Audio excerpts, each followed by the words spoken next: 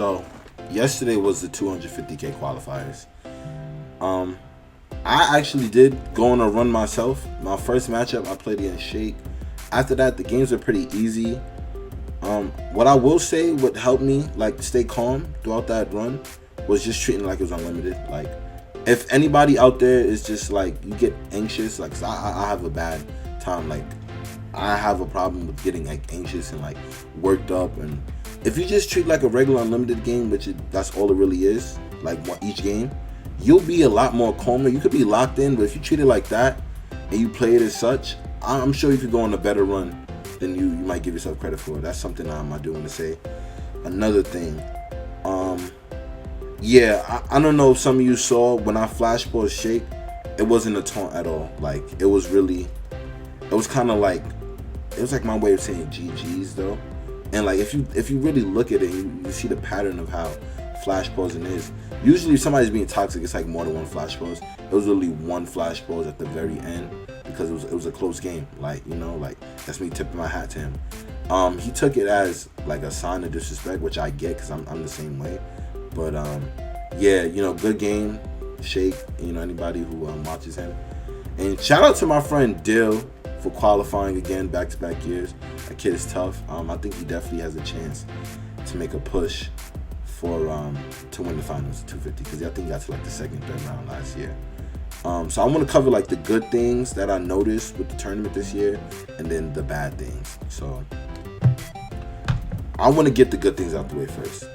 I do want to say I noticed that they definitely made an active attempt to reduce stalling. So like now you only get 3 pauses for the game, less timeouts, the games is faster. I think that's a huge thing because some dudes would miss out on the chance to qualify because they're being stalled, and guys would intentionally make the game longer. So like, I definitely do like that. They can't sit out and have the pause timer go out. If you pause like 3 times, you're done. Like after the 3rd time, you're done. So actually 2K Fitness did get eliminated because of that. Somebody took the win, which I took the win too. It's a free win. So that's something I do want to say I noticed as positive about it. Other than that, no. And I do want to notice how they said, so like if you beat a person with a team who has like cards better than yours, you get more points, which I think is good to add that. How well you play determines how many points you get. So like if you play like a really good game and it was a close game, you still might have a chance to get like a good amount of points. I do like that. So I do notice how like they're making active efforts to obviously make the experience better to a certain extent. What I don't like is it's like a constant problem every year. It's the error code thing. Dudes are getting error coded. Somebody got a 70 glitch yesterday. Like, I don't know what it is they got to do to fix that, but that's something that really needs to change because you're ruining the gaming experience for one, and then like you're also kind of stopping somebody from a chance of like earning life-changing money. Like, we don't know how the tournament could have went had that person qualified or got the chance to had they just didn't get error coded. And the fact that error coding is still happening, it doesn't make sense to me. Like, it doesn't make sense to me. Like, what could possibly be the reason that people are still in error coding? Another issue yesterday, matchmaking. Now, personally, I'm not gonna complain. I love the matchups I was getting. I feel like it was fairly easy for me to do what I had to do. So like, I won't complain about the matchmaking. But like, matchups that we probably would have seen like later in the tournament, we're seeing in the first hour, which isn't normally a thing. Like I said, it didn't affect me directly, so personally, I don't care. But being somebody who's starting to get to a point where I feel like I can advocate for the community to a certain extent. Like, the podcast puts me in a position or to be in a platform where I can, speak for the community, possibly get some things to change. I think that's something that definitely needs to be dealt with. I think the fact that those like skill-based matchmaking being the tournament, it just doesn't make sense. It's not realistic. Jazz actually had to explain it to me. At first I was like, oh, wouldn't it make sense though? Like, you're playing somebody of your skill level. But then if you think about the playoffs, the first best team is playing the worst team. So it's like, kind of give yourself time to prepare for like the better matchups. Because like if you play good during the regular season, you should get easier matchups, being that you prepared yourself. But which is the same thing with Unlimited. Like if you have a certain win percentage, you should be getting dudes with the lower win percentage who qualified in the tournament. Which that's what it seems to feel like for me. But like I said, it didn't directly affect me, but I did notice some people like seeing like those matchups within the first hour is just crazy. Like I think me playing Shake in the first round, the first game, that's kind of crazy. Now I don't know what kind of players Shake is, but he also had the My Team logo. He was obviously good enough to complete Unlimited, so I'm guessing he's pretty good. So the fact that I played him like first game, that's kind of crazy. And it's like I wasn't even on stream or nothing. Like I literally no stream. That's something else I did this year. Like I'm not streaming. I don't think I'll stream any of my 250K runs because this dude's out there that like to stream, snipe, and troll, and I just don't need nobody sweating me just because I'm streaming or just because I got YouTube in my name. So that's something I'm definitely learned from in the past. Like streaming your 250K run, like it definitely, like it pulls views, but like it's definitely it's exhausting mentally, and the way this community is, it's not something you want to deal with. Yeah, those are my two main issues.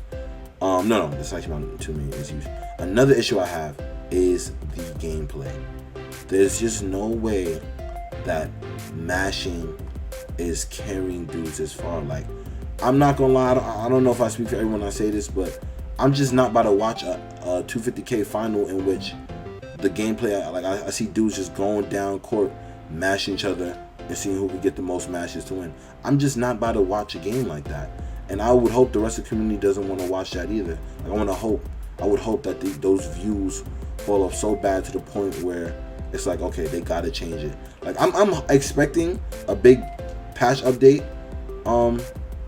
like early season 2, definitely before next qualifier. Like it has to be changed. It has to be changed because the amount of complaints I've seen all down my Twitter timeline is crazy, bro. It is crazy. Like 250K should not have gone the way it did. Like that run with, bro, can I not hit shots, bro? I would hate to have to, bro, that the CPU's just trying too damn hard, bro. Like they're just trying too hard. But yeah, I would hate to see a 250K final in which there's just actually no skill involved. Like there's no brain, like brainless basketball. That's what I call that shit. Brainless basketball. I just would hate to see a game like that being played. Like, I'm just not about to sit through that. Brainless basketball. But yeah, I feel like if they change those things, like those are little things that shouldn't even have to be pointed out to be changed. Like if they change those little things, we could be looking at like a much better year. Like at first, when the game dropped, I thought we were on trajectory to being like being one of the best 2Ks ever released within the last few years. But I feel like that trajectory is slowly like dropping. Like that possibility is slowly declining with the way the game's being played. Like shooting, I swear to God, like bro, I know everybody advocates for casuals, and I love casuals. They bring viewership to the game. They make the game fun. Like we need casuals, whether we want to admit it or not. We need casuals. But I promise you, shooting is not that hard. And maybe they do need to allow, like, okay, a few more whites to go in. Maybe they need to do a lot. They do need to allow that. Which, although I'm not for it, if it's gonna, like, in the long run help the game, alright, do it. But if they're going to make, like, the whites easy to go in, they just must buff paint defense. I can't play a game all year in which somebody's going up with 50s and 60% all game and they're being rewarded for it. I just can't play a game like that. I just can't play a game like that the rest of the year. I just can't. I refuse to, and I will probably like just stop playing. Like I'm tolerating it for now because it's season 1. I'm like, alright, people really don't know how to dominate the game. Granted, but like there's only but so much somebody could take. Like just all year this, I can't.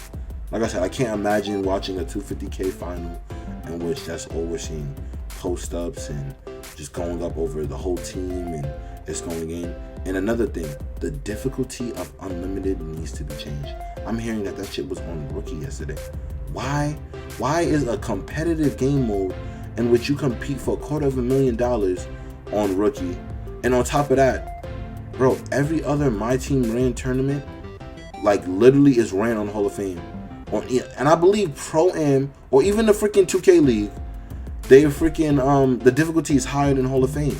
So for that to not correlate into the game, it just doesn't make sense. Like, for that to not correlate into the 250K, we compete for $250,000. It just doesn't make sense. I don't understand why. Okay, not even put it on Hall of Fame. Maybe even put it on All-Star. I'd be okay with All-Star, Superstar. But if you're gonna compete in a competitive, like, casuals have a game mode. Oh my god, casuals have a game mode where they can enjoy casually. You know, like limited or something, like draft mode, or just playing limited, unlimited for fun, not necessarily competing for the money.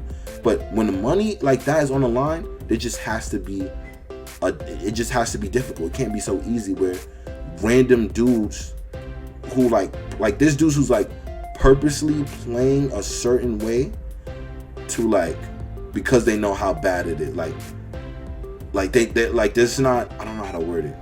Like, they're purposely, I don't know how to put into words, but like, it just shouldn't be rewarded. Like, it just shouldn't be rewarded. Like, it is bad. Like all I'm asking for really is a buff on interior defense, bro. You buff interior defense, I'm so happy with the game. You want to add, like, more whites go in, but paint defense is buffed, I'm still happy with the game. I'm still happy with the game. So my main thing is they could do whatever they want, but not do whatever they want. But as long as they buff paint defense and, like, they, you know, make shooting a little bit easier for casuals, I'll be fine. I promise you I won't have no complaints. No complaints at all. But yeah, guys, that's the video, man. Just kind of like a recap and like my thoughts on how the tournament was ran and, you know, what they could do differently to improve that. Also, guys, check out the podcast today. It's going to be dropping today. Probably going to be out already by the time you see this video. So, yeah, make sure you guys hit the like button, hit the subscribe button. I'm just trying to figure out what I'm doing with my channel, so I just thought I'd give you guys a video. It's been a while. This is actually my first 2K23 video of the year. But, yeah, if you watch this video, you made it to this part, I appreciate you. Thank you for watching. Hope you guys enjoy the rest of your day. And don't forget, watch the podcast. Peace.